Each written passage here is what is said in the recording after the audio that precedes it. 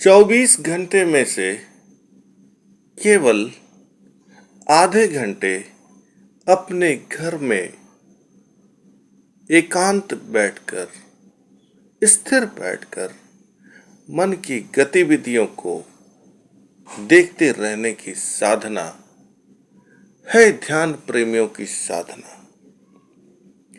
क्योंकि ध्यान है तो धन है, ध्यान नहीं तो धन लुट जाएगा। ध्यान है तो कर्म है, ध्यान नहीं है तो कर्म बिगड़ जाएगा। ध्यान है तो औषधि खाएं, ध्यान नहीं है तो रोग बढ़ जाएगा। ध्यान नहीं है तो जीवन में भूले स्वाभाविक है। ध्यान नहीं है तो भटकन जरूरी है। ध्यान नहीं है तो जीवन में गड़बड़ियां पक्की। ध्यान नहीं है तो खान पान गड़बड़, ध्यान नहीं है तो बोलचाल गड़बड़, ध्यान नहीं है तो दिनचर्या गड़बड़, ध्यान नहीं है तो व्यवहार गड़बड़, ध्यान नहीं है तो व्यापार गड़बड़, ध्यान नहीं है तो स्वास्थ्य गड़बड़, ध्यान नहीं है तो संबंध गड़बड़, ध्यान नहीं है तो जीवन शैली गड़बड़।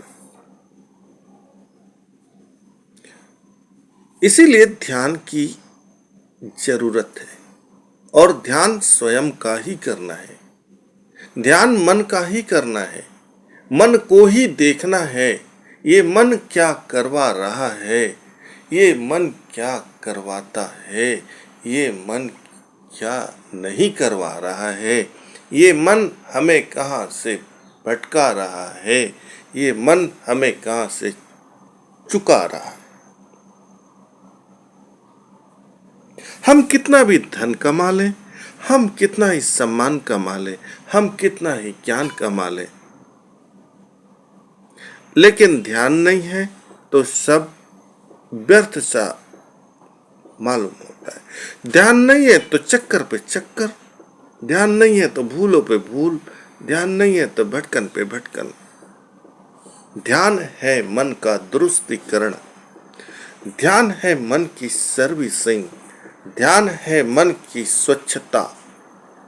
बस जो घट रहा है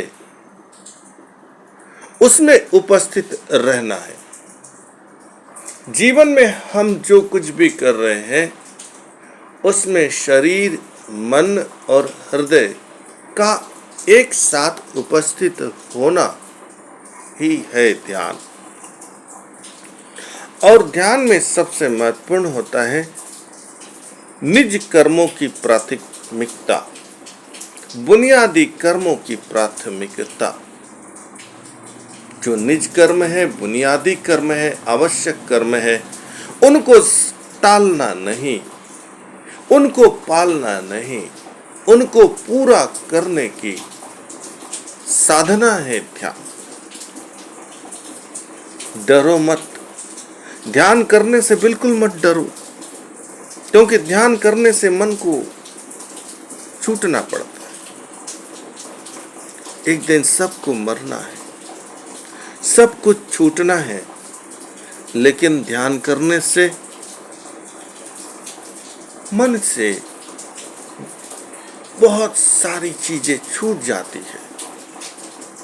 जैसे अग्नि का गुण है ताप, जल का गुण है शीतलता, भूमि का गुण है सहनशीलता, आकाश का गुण है विशालता, वैसे ही मन का गुण है ना पकड़ ना छोड़।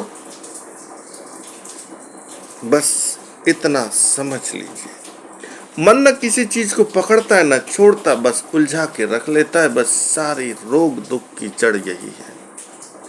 लेकिन यदि हम 24 घंटे में से आधे घंटे केवल मन की गतिविधियों को देखें, क्रिया प्रतिक्रियाओं को देखें,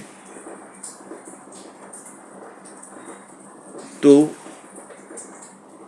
दुख, संताप, कलेश की जड़ें धीरे धीरे समाप्त हो सकती है।